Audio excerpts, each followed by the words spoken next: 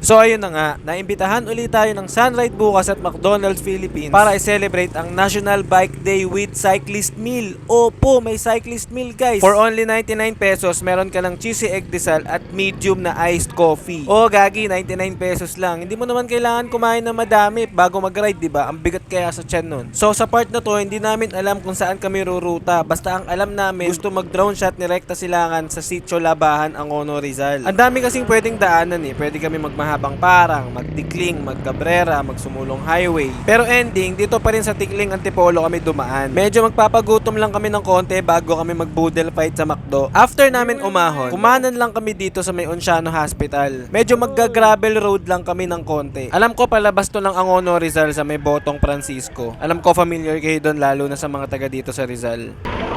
Hindi, labas tayo ano.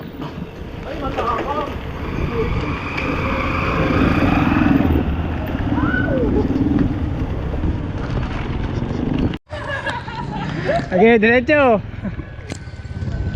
Wala yan.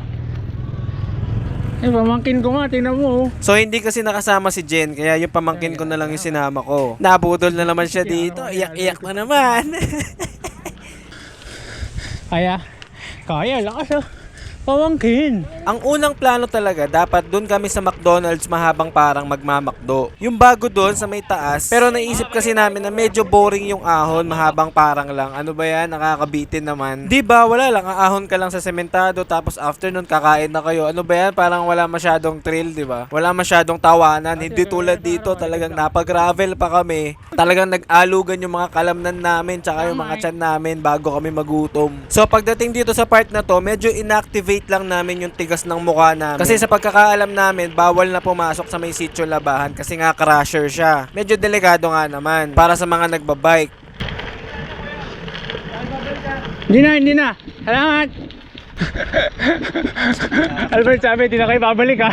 Hindi na. O diba, nakita nyo, sobrang ganda dito. Sulit yung ahon, sulit yung laspag. So ito na yung last route namin. Nag-drone shots lang kami, tapos rumekta na kami sa McDonald's. Excited na kami kumain guys, gutom na kami, promises. So ganito pala yung nangyari. Dapat talaga marami kami sa ride na to. Nasa 15 to 18 dapat kami. Pero dahil Sunday yung ride, yung iba nag-ride na ng umaga. Medyo nalaspag na sila at hindi na nakasama, kaya naging siyam na lang kami. Sa sobrang laki na binigay sa amin na gift certificate, which is 5,000 worth of GC. Sobra-sobra talaga yung na-order namin. Sobra-sobra talaga yung pagkain namin. At dahil mababait kami at tunay na matulungin, nagligpit na rin kami para may maupuan din. Thank you so much McDonald's and Sunride bukas sa invitation po. Maraming salamat po. Shoutout nga pala sa mga hindi sumama kasi naka-order din kami ng 5 Happy Meal at 9 pieces na Happy Christmas Limited Edition McDonald's tumbler. Lahat kami niyan meron. Thank you. Siyempre pare. Salamat dito. Hey, thank you guys. Thank you, Ross. Anong thank you? Ba't sa akin kayo nagtithank you?